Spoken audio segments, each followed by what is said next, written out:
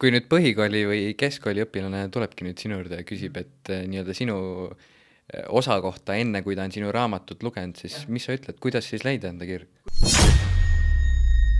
See võtmesõnum on seal eelkõige see, et simuleeri enda tulevikku läbi, mängi läbi mingeid olukordi, proovi erinevaid asju ja kirjuta, reflekteeri enda üle hästi palju, et ma saaksin aru, mis mu sees toimub. Et selline lihtne noor läheb ja proovib, mulle ei meeldinud see, mulle ei meeldinud too. Aga kas sa õppisid sellest kogemusest midagi? Ehk selle minu suund on, ta kannustab sind rohkem reflekteerima, et sellest ühest kogemusest, kus sa käisid, võiksid sa saada väga õpetliku kogemuse.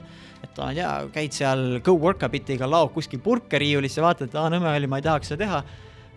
See ei ole piisav, sa veetsid päeva midagi tehes ja nüüd, kui sa reflekteerid selle üle ja mõtled, mis ma seal nägin, mida ma teistmoodi teeks, mida ma enda kohta õppisin, mida ma uut avastasin, siis see kogemus muutub palju väärtuslikumaks. Ehk üks oluline sõnum sellest minu osast on, et ole teadlikum enda kogemustest, valikutest, tegevustest ja õpi nagu sellest võimalusest rohkem, sest mõnes mõttes, kui sa lihtsalt käid ja katsetad, siis sa natuke lased tuulde õppimisvõimaluse.